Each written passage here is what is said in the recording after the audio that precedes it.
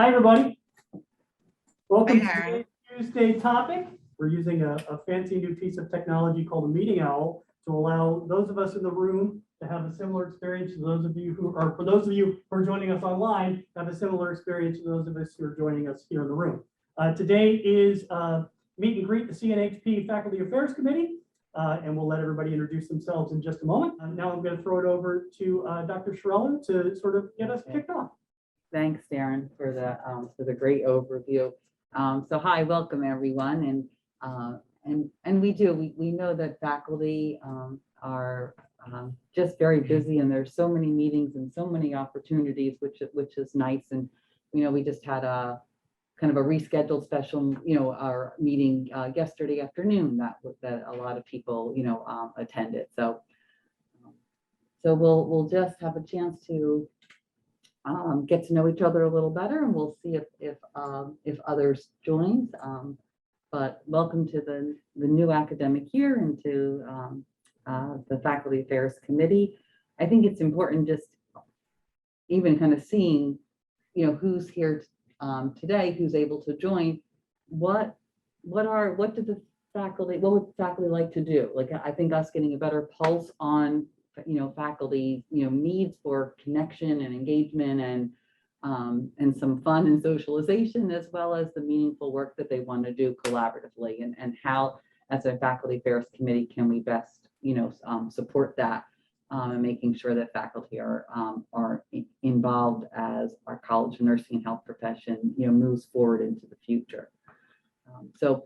I'm going to let Sandy say a few words of welcome as well, and then we'll just I'll end first as saying, so I'm Lisa Chiarello, and besides co-chairing the Faculty Affairs Committee meeting, a professor in the Department of Physical Therapy and Rehabilitation Sciences, which is just right around the corner here. And it's been nice moving to this floor and getting to, when Michael came in and said, oh, I'm right down the corner, right down the hall, getting to meet some others more, on the floors. We're all kind of joined together.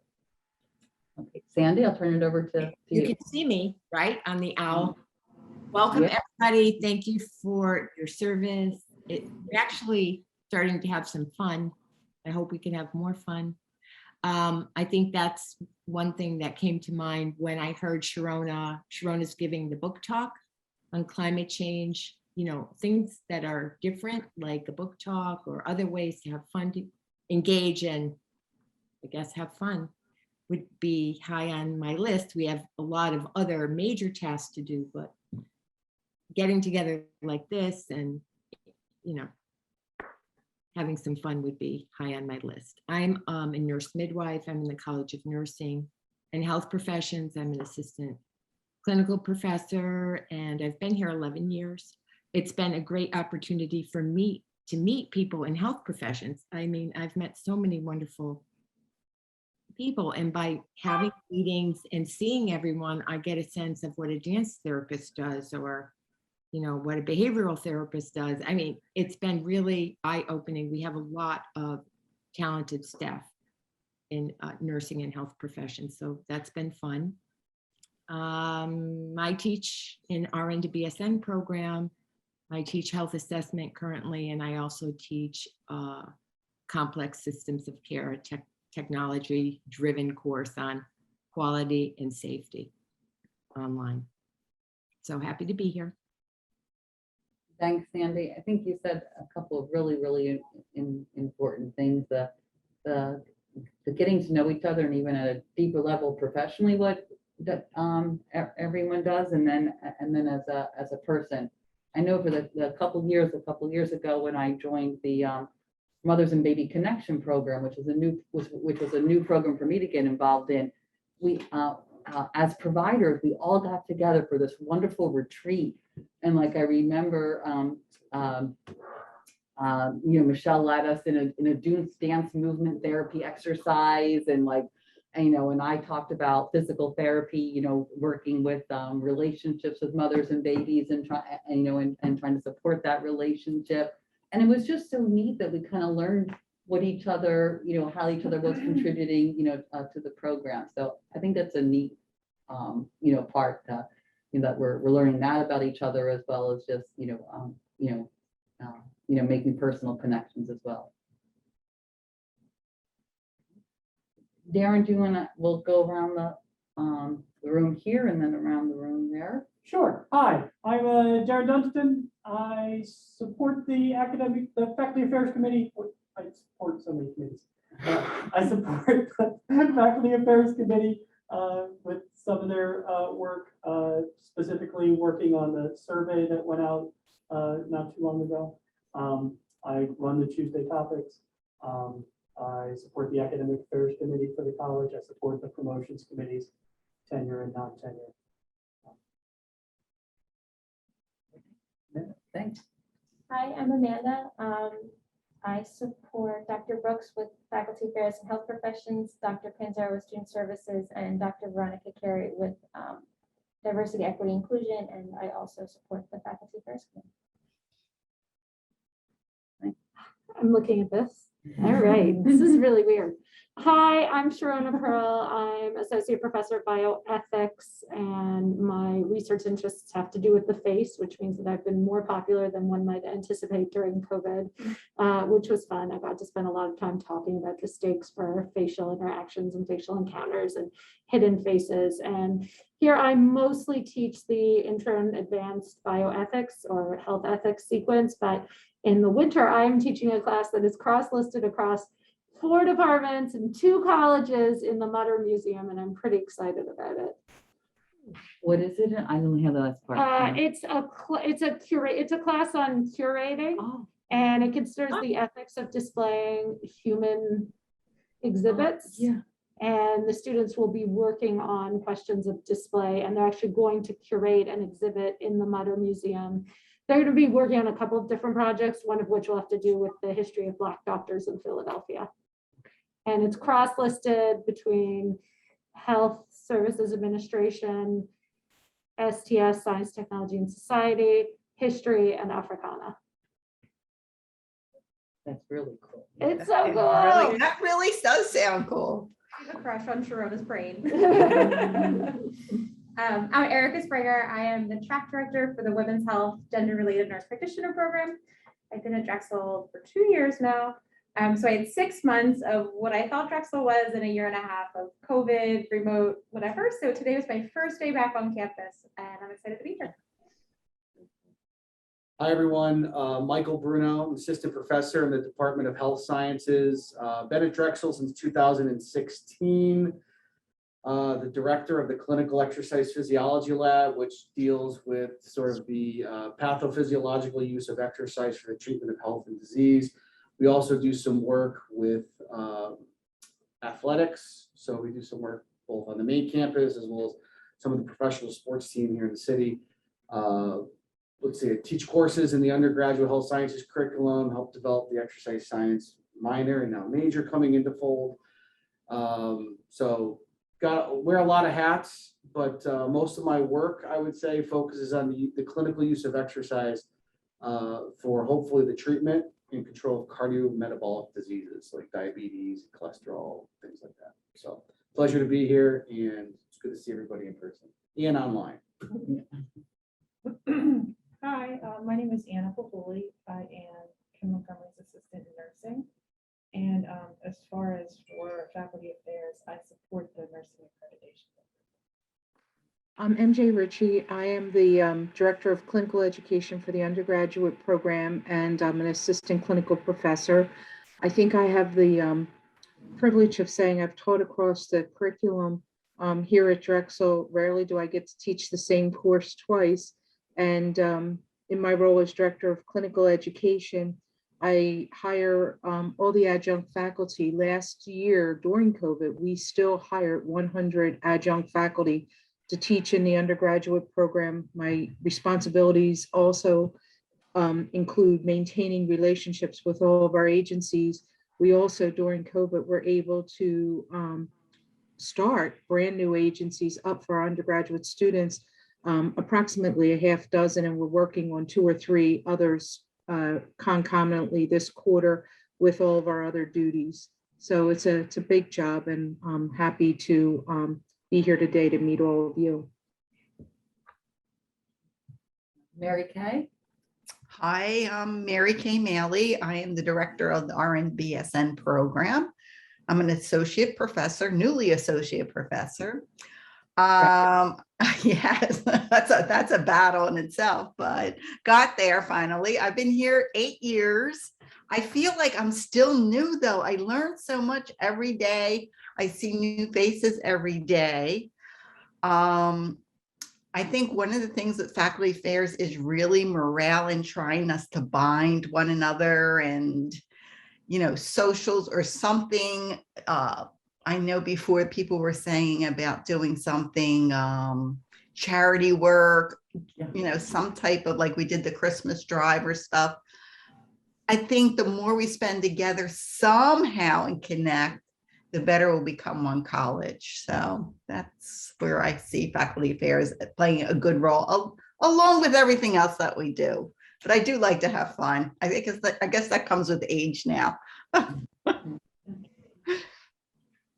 Mary Kay, thank you for that. And bringing us back to that, you know, discussion we had of some different, you know, different things. And so I know we talked about even like, you know, a hike or a walk for a charity and, you know, doing something as a group. So I think that would be like a really neat thing to bring back to you know, and talk about it and plan and see if we want to put that on as a, you know, as a goal. So thanks for re-bringing that up to our attention. No worries. And Merritt?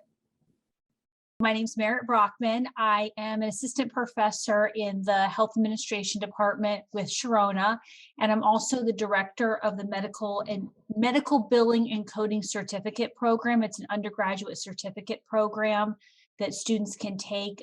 It's just a standalone program, or they can do that program in conjunction with a Bachelor of Science in Health Administration.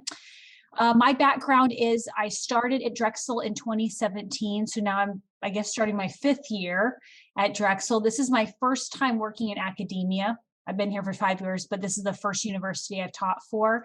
Before that, I was in private industry. I did medical practice mergers and acquisitions. And then before that, I was active duty in the Air Force. And a few years after I joined the Air Force, I did active duty for a few years, like I said, and then I transferred to the Air Force Reserve.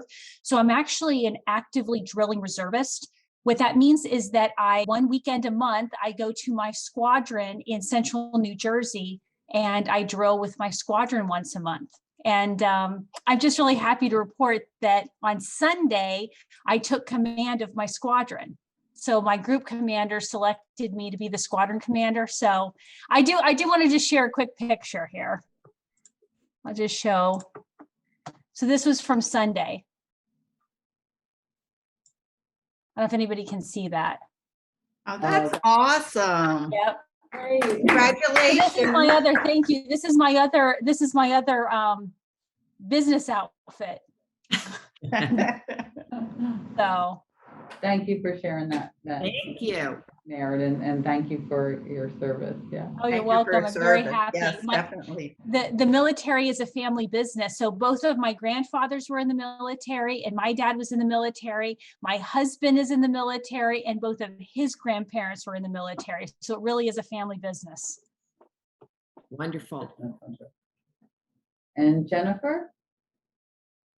So my name's Jennifer Nasser. I'm an associate professor in the Department of Nutrition Sciences, and I direct a PhD program in the department. I'm a registered dietitian, and most of my research has a clinical slant, even though it's very basic research looking at the brain response to different foods and nutrients, but then I try to tie it to various health states. If you see any flyers about ice cream and pizza, those are my studies. So we've been closed, so to speak, because of COVID. We're not doing any in-face eating yet. It's hard to eat with a mask on and all of that, but we're hoping we can get started in the new year to start doing some more ice cream and pizza studies. I think the biggest thing that's happened with my group is one of my doctoral students got chosen to do an oral presentation at the Association for the Advancement of Science. And if her presentation is judged at least for honorable mention or above, it'll get published in the journal Science, which is a really high impact journal. So that's pretty exciting. You know, I told her that some of us wait our whole career for that to happen, me included. So if it would be the first time my name would be on something in Science, and it would come from a student's work. So I'm really happy for her. That's wonderful. Thanks, Jennifer. So my area is pediatrics. You know, my research is in pediatric service delivery, potentially around the umbrella of family-centered care. And I always tell my students that I went into pediatrics for the very corny reason of that, you know, I love children, and that if my husband would have cooperated, we would have had 10 children. But my fun personal fact is, you know, motherhood and family has always been really important to me, and kind of balancing that. I'm mother to two wonderful adult women, and one of them has blessed me with the greatest joys in my life. I have 3 grandchildren who I just love being their Gigi. So that's my personal fun thing, is just to get to experiencing the world through children's eyes, right? Is just an amazing gift.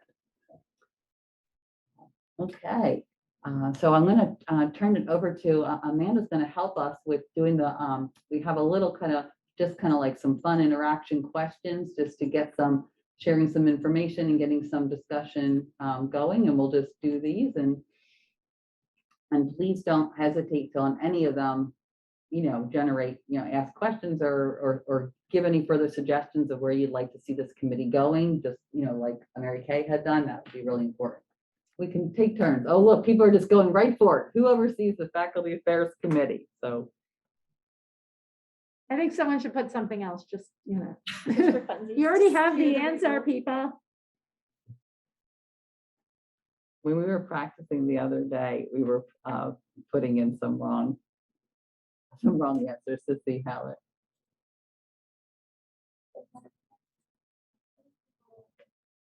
There's 7 folks joining online. 7, 8, 9, 10, 11, 12, 13, Yeah, but 14, 15. some people may not be. Yeah, some people, yeah. Right. So the Okay. correct answer is Dr. It's Stephanie definitely Brooks. Yeah, yeah. And I think, so I can just share here, pause for this question. This is, the whole faculty affairs vision and mission and vision has been such a strong, I've known Stephanie, I started in 1998. I think Stephanie started in 1995. She had just shared that yesterday, recently. So, Stephanie's been a great kind of mentor and along the way, and colleague and supporter, me as a faculty member. And so it's just so nice to see in the last couple of years, what, she's been able to realize of her dream to have this.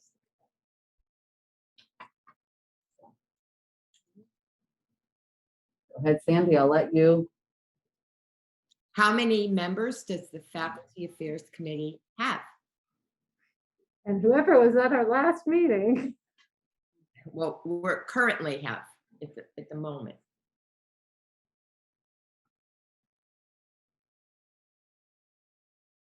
I think we have 9 in total voting, and the answer correctly is 17.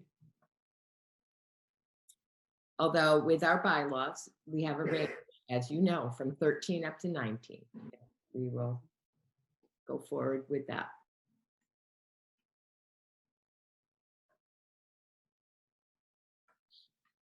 Okay, name a subcommittee or task force of the Faculty Affairs Committee.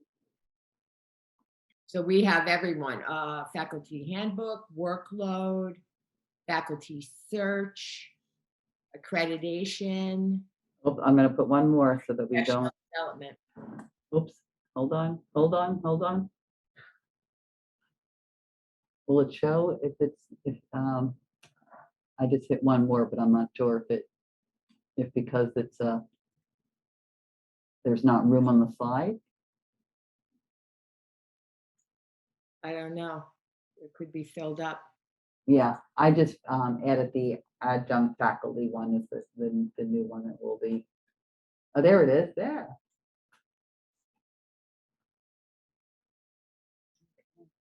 So a lot of things that we're working on, and I so I think that's something that we also kind of need to realize, and trying to move all of the things forward. And at times when, so I do like and appreciate at times when something's pausing for a while or on hold. I do appreciate the emails I've gotten. It's like, oh, in the meantime, I'm more than happy to help with something else. So that's great.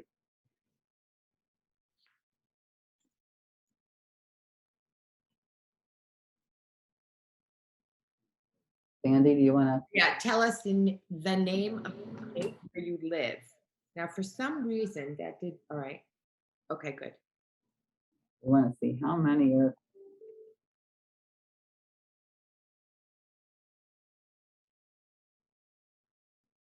Looks like we have 9 people responding, and the answers are New Jersey and Pennsylvania. I do know that Susan Blatcher, that's an ex officio member on Handbook work committee. She lives in Miami. She's Yeah, not. I was. Okay. Yeah. And Anne McQueen, I know, lives in a different state. So yeah, so we thought it'd just be interesting to see how many states we represent. What are your hobbies? Oh, we could do multiple entry here.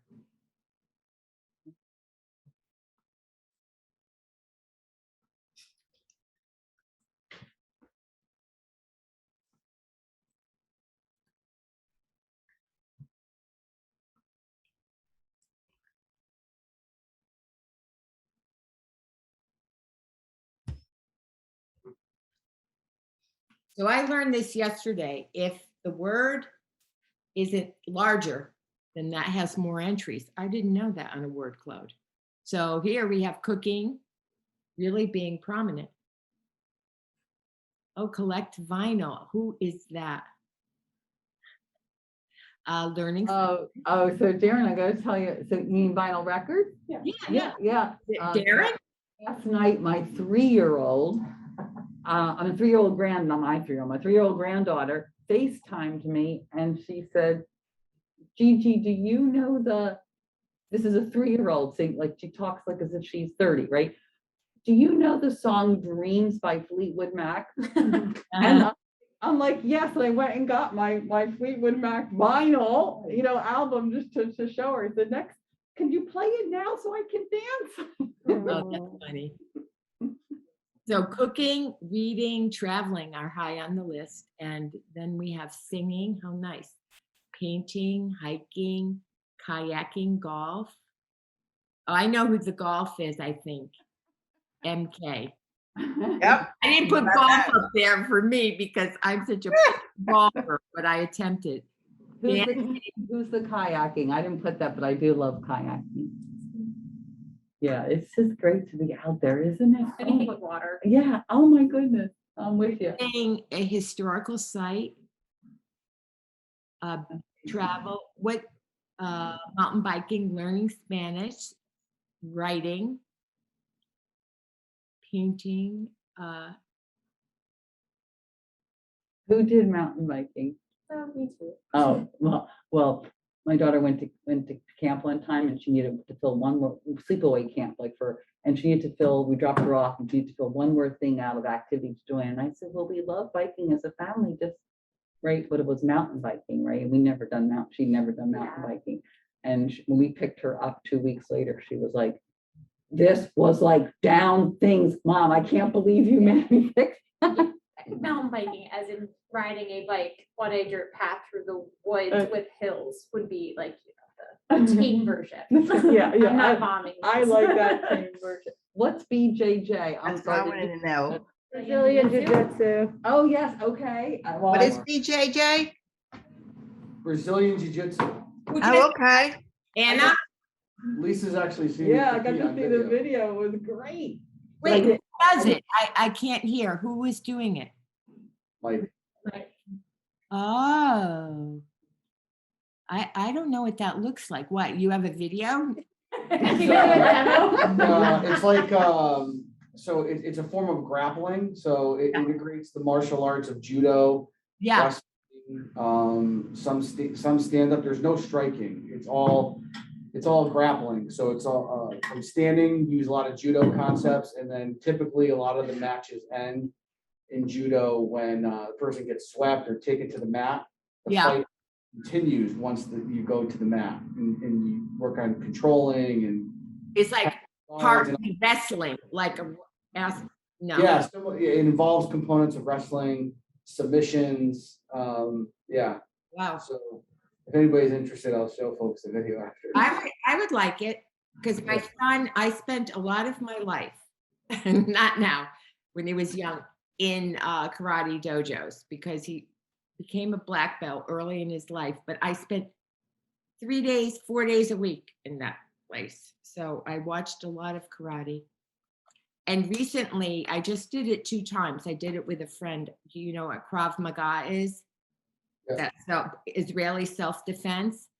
But I went to it's kind of an adaptation for women to learn self-defense techniques. It's just very basic. It's not high level. But that's interesting too. Like when you really watch Krav Maga practitioners, they're very skilled. Okay.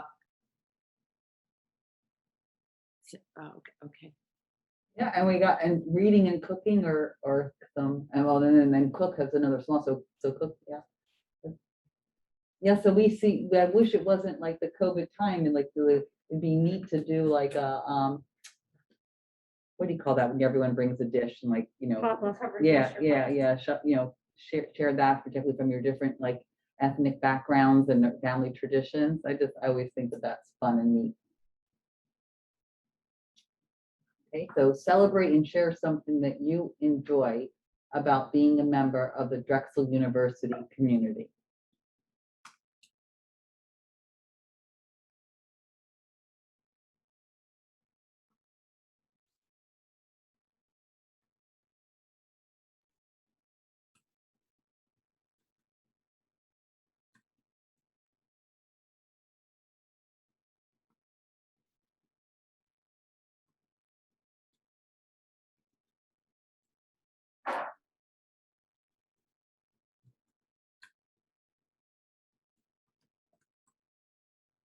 Oh, it cut you off.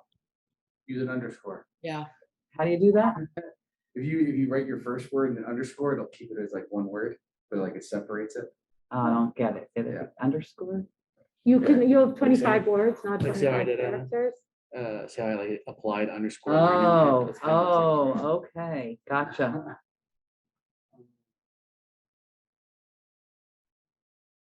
Yeah, look at that, working with merit. How nice is that?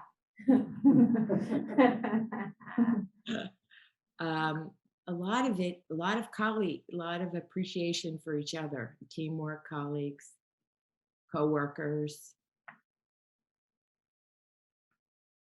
Working with Sharona. Oh, thanks, Matt. I didn't write that. I don't know what you're talking about.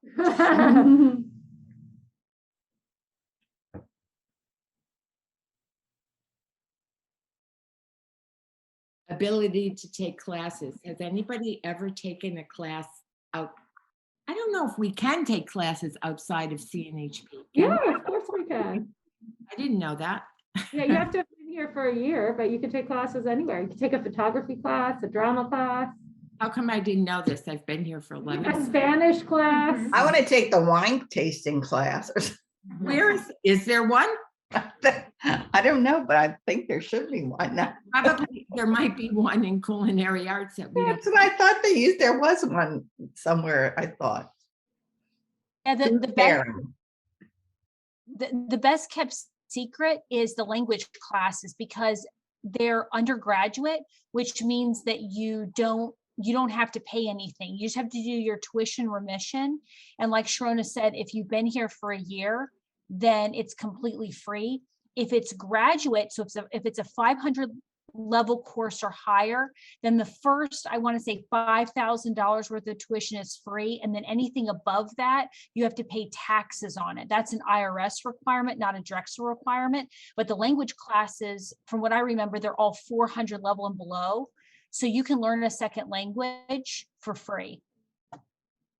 I never, Mary Kay, did you know that? Did anybody else know this? I had no idea. I did know that you could take a class, but I never thought of taking a language class. That is such a good idea. Improv, What do you want to take? one of the drama classes. That would be so cool. Also, they have like some of the exercise classes in Westfall. Yeah.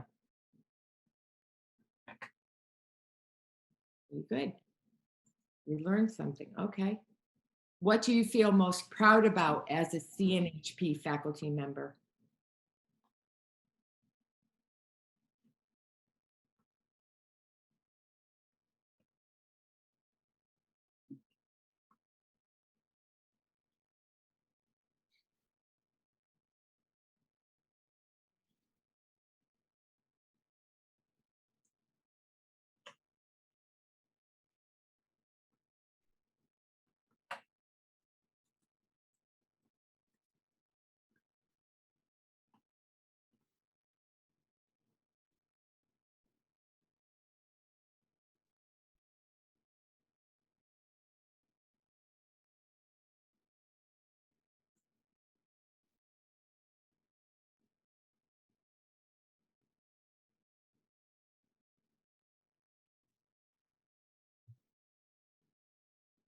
So this one, I can remember when I was gonna put teamwork again, but we'd put kind of working together as the other one.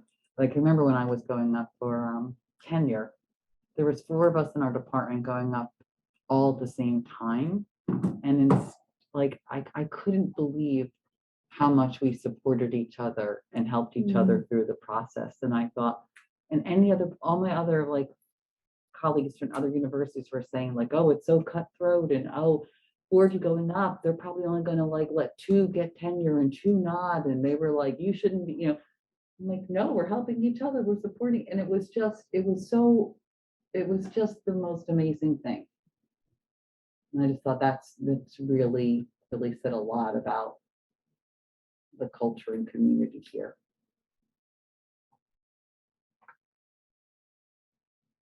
Student achievements, that was neat. And I'm sorry, can you go back? Yeah, I didn't get to read them all. That was giving back to the profession. Oh, yeah. Service. Nice.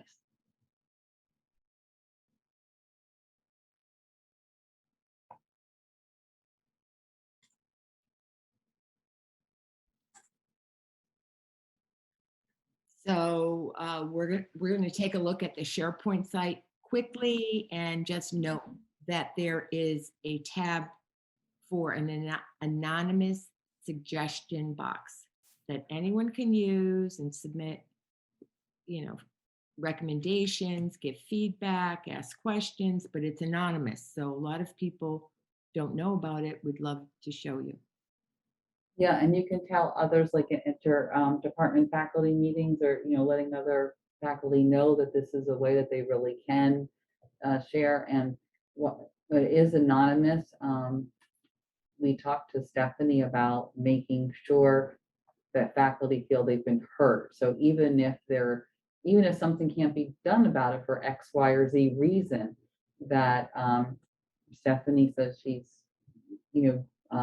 absolutely would make sure are they the quarterly newsletter, Amanda, that she would make a note in there that things that we've heard from the suggestion box include this, and she would then be transparent to say what can be done about that, or that where that's going, but at least so that faculty know that their suggestion was heard. So we thought that was really important. And really, the stuff really is anonymous. I know some people are like concerned, but even I think, remember, Darren, we got the question, like somebody said, like, I can't remember if I filled that survey out. Can you check? And I'm like, well, I would have no idea. Everything's like anonymous. And even you said, like, the most you could see is like an IP address, and you would have no idea whose IP address, you wouldn't be able to know. So I think that really does show that we're not, it's like nobody's tracking this. So first, I want to show everyone how to get to the SharePoint site so that they can find that suggestion box. Probably the easiest way to do it is through the daily dose. There's this handy yellow link. If you click on it, it takes you to the CNHP SharePoint site. If you're faculty and you haven't been here, come check out this site. It has resources to pretty much everything in the college, updated events, articles from CNHP research, and then other helpful links. But to find our committee, if you click on the committees tab, you'll see CNHP Faculty Affairs Committee right here on the left. And this will take you to our committee SharePoint site. And this is the suggestion box. It'll take you to a Qualtrics link for anyone that would like to provide feedback or ideas to the committee. On our home page, we have all of our task forces and subcommittees with their charges. We have a link to the Office of Faculty Affairs for CNHP, the Drexel University Faculty Affairs Office link, and then we have a committees only page for internal documents. On the corner, on this right side, you'll have updates as we have meetings. Information for each meeting will be posted. You can find all of our committee members here with their contact information. If you click on them, click on Anna. You can see all of Anna's contact information. If there's anyone you'd like to contact, you can do it there. And also recently with the change in the bylaws, our committee will be managing the minutes for every CNHP standing committee, and to do so, they're all listed here on the left. Each standing committee is listed here, and you can click and see their minutes if you would like to see what happened in their recent meetings. We did look at minutes for non-tenure and tenure track, and they seemed confidential. So we made the executive decision not to include them, but everything else here is present. Okay. Any questions about the SharePoint site? Thanks, Amanda. And I just really, heads up to just the three of you for supporting this committee. We just could not do the work, and you're going above and beyond your call of duty. So I appreciate that, because you're just such value added to adding your expertise, and dedication. So I appreciate that. Of making us being able to have, accomplish some things and supporting us as faculty. Second that. That's wonderful. Does anyone else have anything else they wanted to share or? Okay. Well, thanks everyone. Well, thanks everyone for coming. Thank you.